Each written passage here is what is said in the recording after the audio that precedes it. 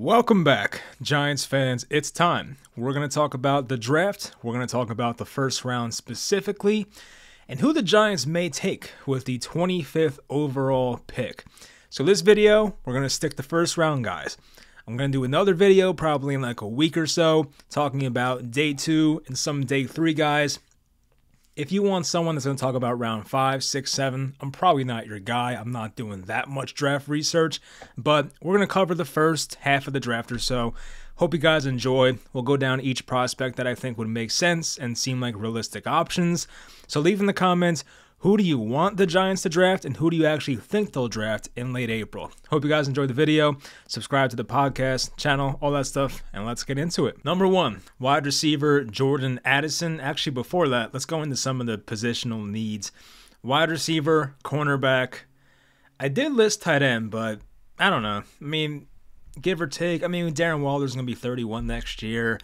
They have Bellinger. I would not hate a tight end pick if it's someone I really like, but it's not a must-need, must-have. Interior offensive line and safety because, of course, Julian Love left. So, Jordan Addison, 5'11", out of USC, 173 pounds.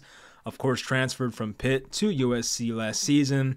His PFF comp is Emmanuel Sanders. Not bad. I kind of see it.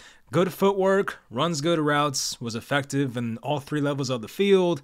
He can make quick adjustments to balls, even on the hashes, outside the hashes. He's good down the sideline as well. There are questions about his physicality. Can he play through contact? And he had 23 catches last year on screens, so a lot of those were kind of scheme dependent. And he damn near ran a 4.5. I think he ran a 4.49, so that 40 time for a guy like Addison at 173 pounds. Kind of concerning. There are guys that have ran slow-ish 40s and they've been fine NFL receivers, so it's not a nail in the coffin. But when you watch him play, he's very intriguing. So if he's the guy for the Giants, I would not mind it. Does he last to 25? I mean, I don't know. I think some people may think so, and some people may think he goes a lot earlier. So I don't know. But Jordan Addison, definitely intriguing. Did benefit from playing with great quarterbacks, I will say. Kenny Pickett, of course, at Pitt. First-round pick with the Steelers last year. Caleb Williams last year for USC. Probably going to be the first overall pick next year. So definitely had some great quarterback play, but there's a lot to like about Jordan Addison. Next, another wide receiver, Zay Flowers at Boston College. This kind of seems like my guy. Like, I love Zay Flowers. I feel like there are some prospects you just watched them for the first time and you're just kind of blown away.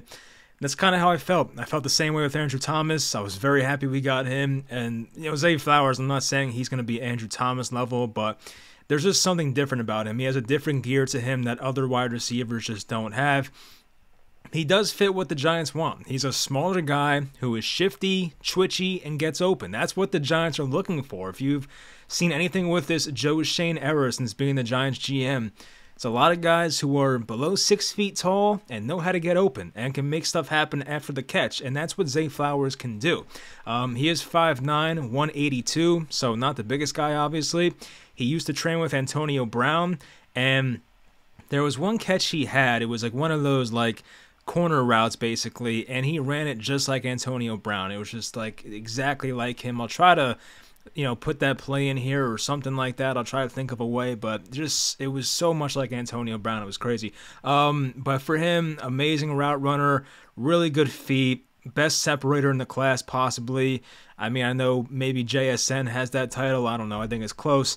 Definitely sure-handed. And as I said, probably a very good scheme fit for the Giants. He's smart, loves football. I watched an interview with him, very smart guy. The problem with him is he has a smaller catch radius, but once again, the Giants don't seem to care about that stuff. So I did see one other con about him. I haven't seen it myself, but I think somebody was saying, like, he has a problem knowing where to get open in zone. So that's very fixable. I'm not worried about that. So Zay Flowers, I mean, very intriguing. A guy like Jordan Addison did have more production in college, but it seems like based on his year-to-year production that Zay Flowers is getting better every season. He had his first 1,000-yard season last year, 78 catches, just under 1,100 yards, and 12 touchdowns. So a very impressive season for him. And yeah, he might be my favorite guy right now for the Giants. I don't know if he'll be there once again, but I think he makes a lot of sense for this team. I don't think it's wide receiver or bust. I'm actually very fine with a cornerback, and we'll talk about those in a second here. But if I'm going to take a wide receiver in the late first round, assuming that JSN is gone, which he probably will be, I'm not a huge Quentin Johnston guy. So if it's Zay Flowers on the board at 25, that might be the guy. Next, on to cornerback, Joey Porter Jr. out of Penn State.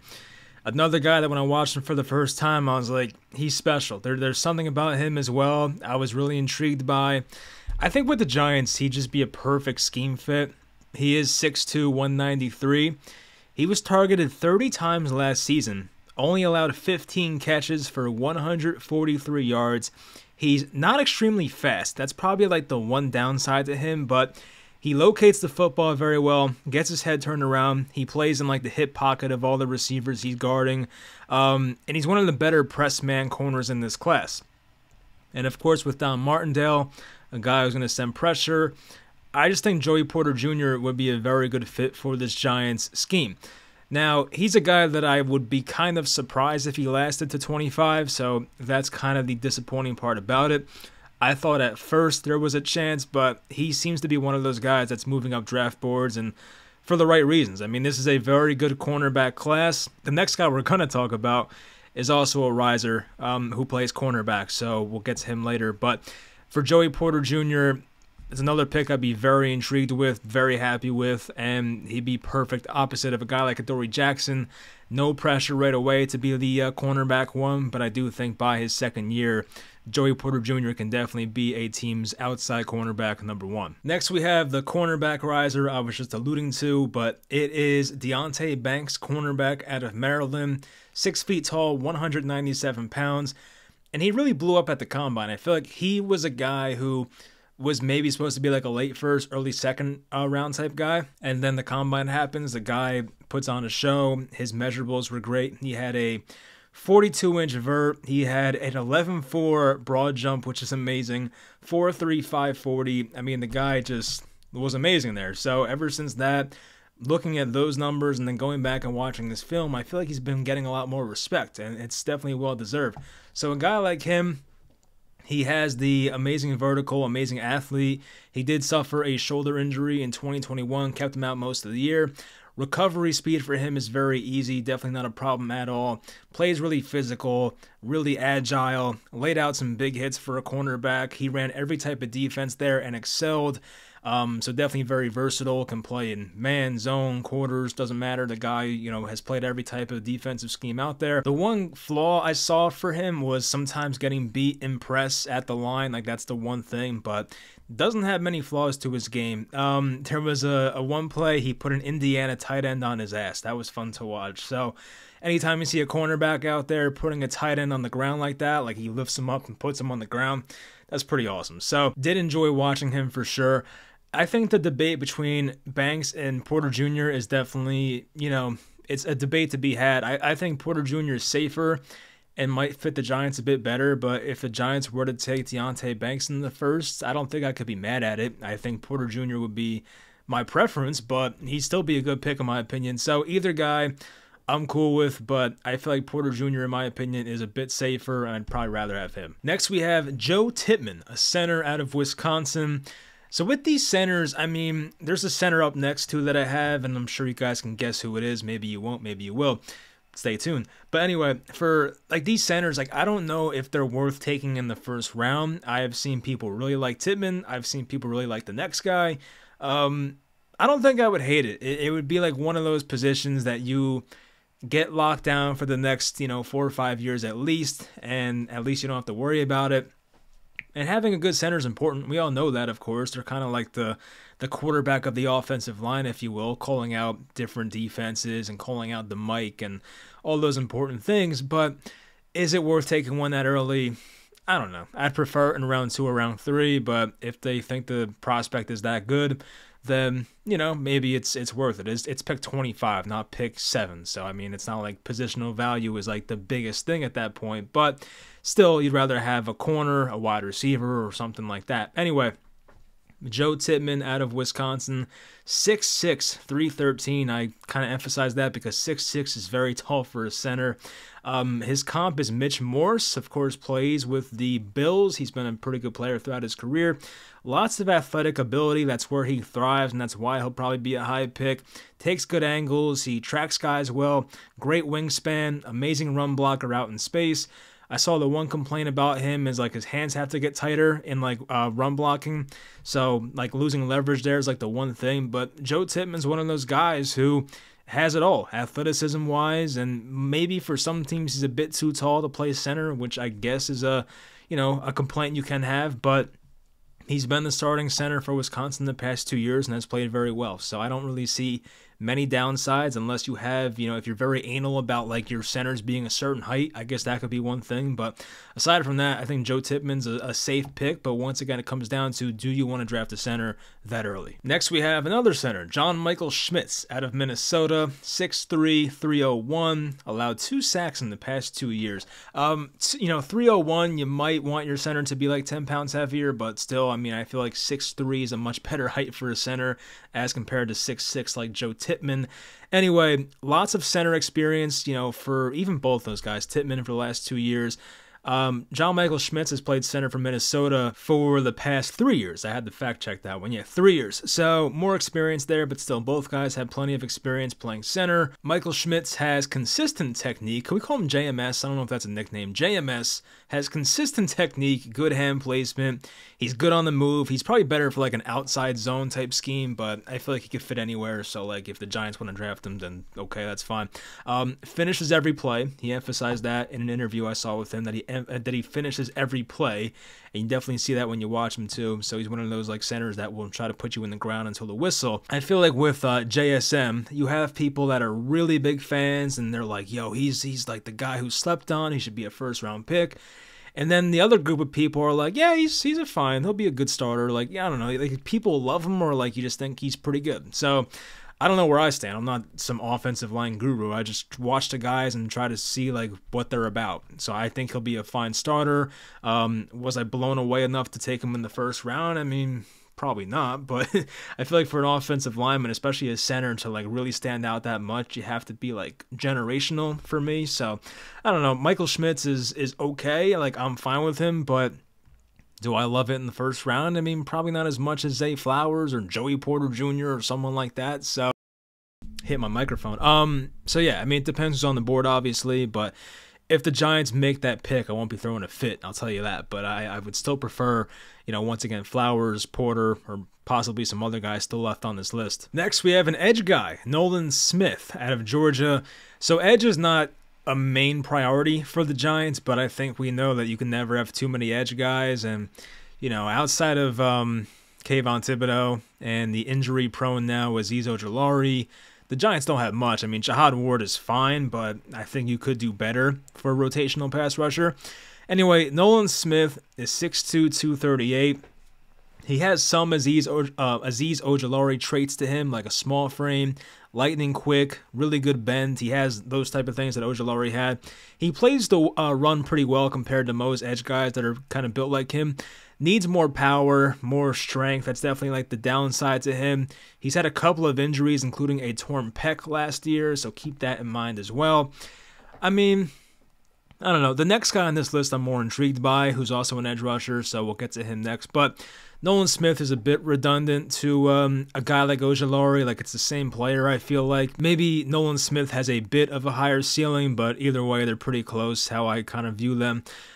Smith doesn't have the longest arms. Like, he ran like a 4.39 40, so that's awesome. But as an edge rusher, does it matter that much? I mean, you can argue no. He'll be good at chasing guys down, that's for sure. But he just feels like one of those guys, kind of like, who the hell was that guy out of LSU? Oh, Caleb Von Chason. He feels like one of those type of guys where it's like you're betting on the traits. His college production wasn't fantastic. It was pretty good. Like last season, once again, only played in 8 games, but he had 3 sacks. He had 18 total tackles, 7 tackles for a loss.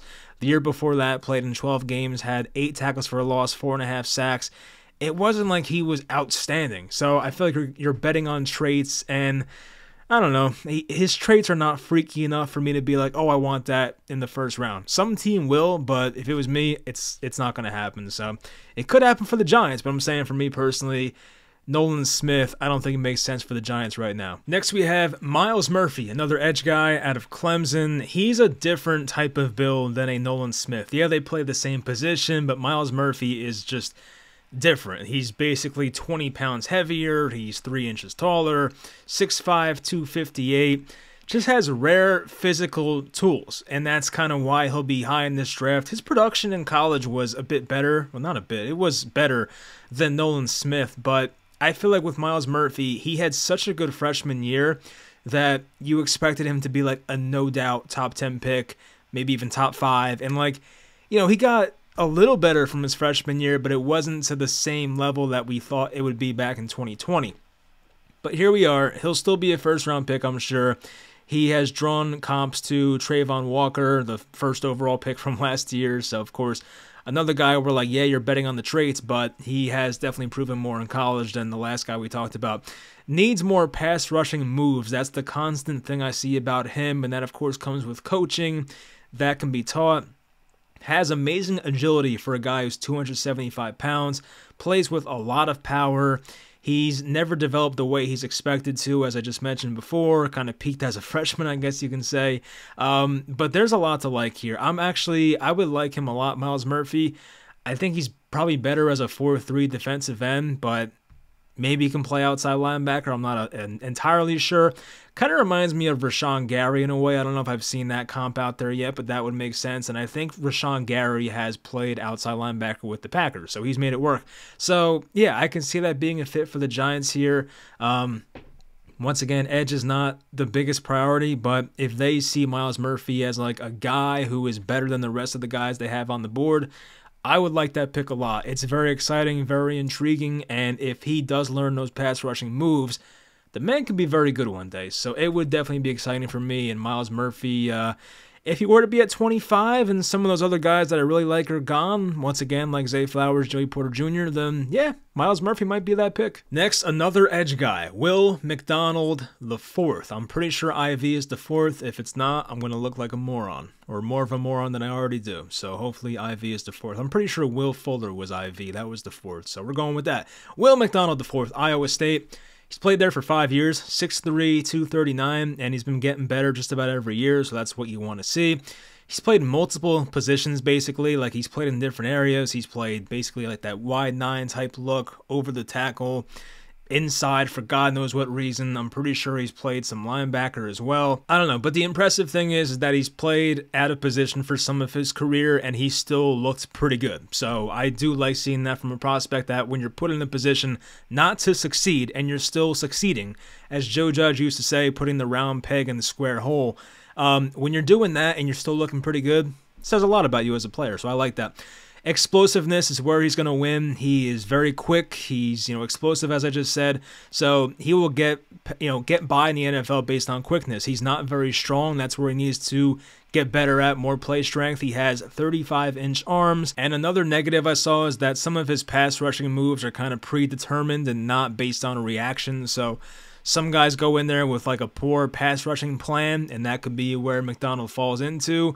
Instead of looking at the offensive line he's going against, he kind of determines in his head, okay, I'm going to do this move now, then that move. So that kind of can be worked on. But yeah, he's another guy who is a bit undersized for the position, but I feel like the Giants do kind of covet these type of players who, the smaller guys, the explosive guys, like I could see this being the case. But if it's me like making the pick and I have, Will McDonald on the board and I still have Myles Murphy and Nolan Smith, I'm still taking Myles Murphy first. I'm probably taking Nolan Smith second. So Will McDonald's probably my 3rd guy out of that group, but he still has some potential. He's just not in that same tier in my opinion as the other 2 guys. So obviously, based on how I, sound right now, Myles Murphy's the guy I want, but Will McDonald, he might fit this defense pretty well, but once again, is it worth the 1st-round pick? I don't know. Next, tight end Michael Mayer out of Notre Dame. I could already see the comments. We already have Bellinger and Waller, you moron. Well, yeah, I like Michael Mayer a lot, okay? If he was the pick, I would be a fan of it. I think he's a guy that, if you make this investment, he is your plug-and-play tight end for the next 10 to 12 years. I think he'd be very good. So, 6'4", 249, call it 250. Very high floor, like probably one of the highest floor prospects in this class. I just, you hate to say this phrase because anything can go wrong, but it's like I don't see how he's not good in the NFL. I don't see how it fails. Of course, injuries happen, off the field stuff happens, but I just feel like he's such a safe player. Super physical, can play inline tight end, of course, no problem.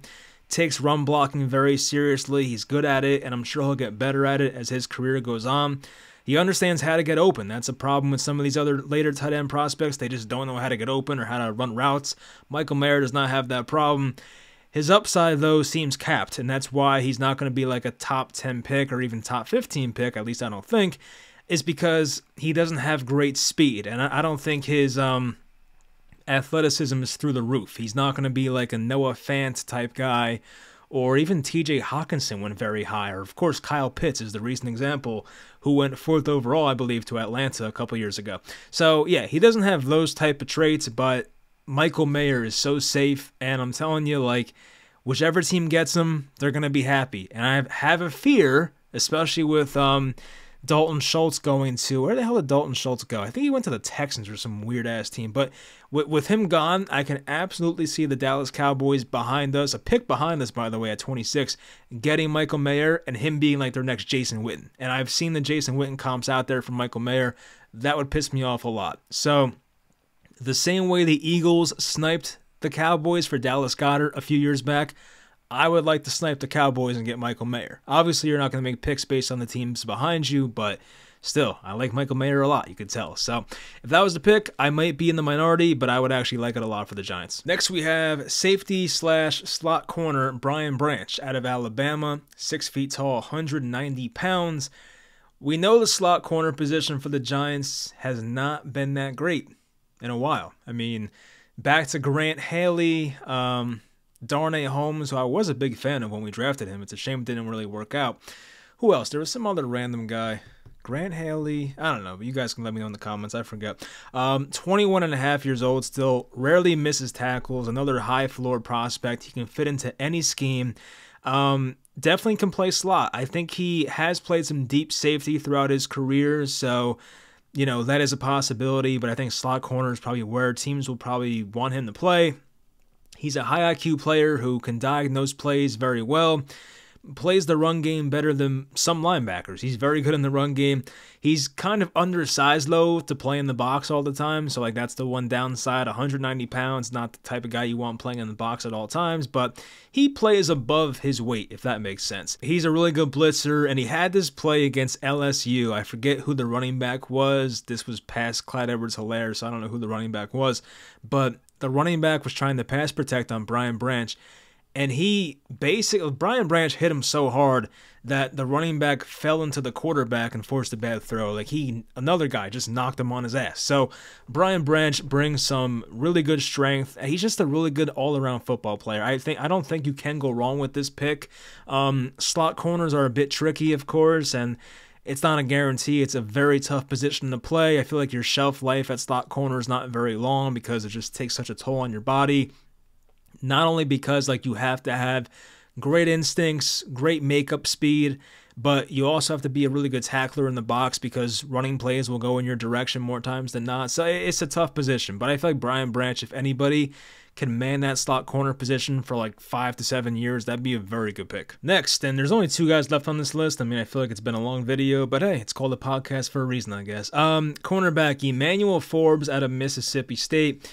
Very weird build. 6'1", 166 pounds. 166. That's pretty crazy. He's kind of built like Kevin Durant, just a foot smaller. He does play bigger than his weight. I'll give him that. Great ball production. 14 career interceptions. Very good impressed man. Can play the run, but his strength in the NFL is definitely a concern. When you're playing just well enough strength-wise in college. How does that translate to the next level? That's a concern I definitely have. Has the ideal lankiness for a cornerback. He allowed a 20% completion percentage in man coverage in 2022. That, of course, is awesome. I would say mediocre tackler. He does miss some tackles, and his stopping power is pretty much nowhere to be found, so that's not what you want to see, of course, but he is 166. I like the way he plays the ball in the air, and he does stick with receivers very well, but can he stay durable, A, and B, can he tackle well enough to even be on the field in, like, obvious running situations? Like, that is a real concern I have, and for me to take a guy in the first round with that many question marks at 166, I mean, I don't know. He's a good football player, though. It's a shame. I feel like if he was like 180 or something like that, like I'd be all over him, and I feel like that'd be a really good pick. But I feel like at that type of weight, something has to give, and I don't know if he has a type of frame that's going to be able to put on 15 pounds. I don't know. So he might be a very good value for somebody. Like he should be higher, I think, based on his ability, but he will scare off some teams, and if I was in that position, he's already scaring me off, so I totally get it. Last guy, defensive lineman Mozzy Smith out of Michigan, 6'3", 323. I think he used to weigh more. I guess he dropped weight for the combine. He used to be in like the high 330s. I think it was 337, but he's a nose tackle most likely. He's been improving every year, which you like, of course. He does have that grown man strength. He is probably one of the strongest guys in this entire class. He had a big workload for a nose tackle and showed he can play on down, like every down. So, like, of course, if you're taking a guy in the first round who's going to play defensive tackle, like, I want you to play down to down. That's why, like, when the Giants took Dexter Lawrence, I was kind of pissed about it because he didn't seem like a every down type player. But, of course, he developed into that. Dave Gettleman had a vision, and I did not. So I apologize for that. But his get-off is nothing special. I feel like the explosiveness is not consistent with him. There are some plays where he will beat his guy in a blink of an eye, just move him out the way, get to the quarterback, and it's easy. But a lot of times his hand usage is pretty inconsistent. Like, he needs to play with more violence. I just don't see it enough. If he was more of a violent player, I could see Mozzy Smith being like a no-doubt first-round pick. But I think right now he needs to play with more violence, needs to develop more pass-rushing moves, and he might be worth it. But I think he's a pretty safe player, but somebody I would probably not want to take in the first round. But I could see somebody taking him very late in the first round. If a team like the Giants really liked him, I could see the Giants reaching on him. But I feel like they signed a guy like Nacho from the Buccaneers to avoid a situation like this where they feel like they have to reach on a certain guy in the draft because they don't have enough of defensive tackle depth. So, yeah, I don't see it happening with the Giants, but Mozzy Smith, if coached right, can be a really good player. I just don't see the Giants going in that direction. Anyway, that's going to do it for this list of first-round potential options for the Giants. We went through, like, I don't know, probably over 10 guys. With my luck, the Giants will not take any of these guys, but it could be one of these guys. Who knows? So my favorites out of this list, you can probably tell based on listening for the past half hour, but I like Zay Flowers a lot. I like Joey Porter Jr. a lot. The centers, Tippmann and Michael Schmitz, I mean, maybe. I don't know. Myles Murphy, the edge rusher, liked him a lot. I know that it's not a sure thing. Michael Mayer, I like him more than most Giants fans would in that case. Brian Branch, I like him a lot. So I would say those are like my 5 guys I would really be, I would love that pick for the Giants. So Michael Mayer, Myles Murphy, Brian Branch, Zay Flowers, and Joey Porter Jr. are 5 guys I would love to see the Giants get at 25. So anyway, let me know in the comments, where are you at? Who do you want to see the Giants get? Where do you think they go? Once again, next Giants-related video will be about guys in day 2 that they can go after. I already have a list of names out there that I'm already going to look into. There was news today about Saquon Barkley not signing the franchise tag or whatever. It's like, I don't care. It's not a big deal right now. That will play itself out. I don't blame Saquon. It's a business decision that makes a lot of sense for him. I would not want to play on a 1-year deal if I was him either. But, yeah, he probably should have signed that deal at the bye week. I don't know what the guarantees were, so I don't want to say, like, he's a moron for turning that down. But it seems like based on what the Giants were offering at that time, he probably should have taken that contract. But, oh well. So anyway, we'll find out about Barkley and more stuff about that in the coming days, and I'll probably talk about that more next video. But I hope you guys enjoyed this one, and I'll talk to you guys next time.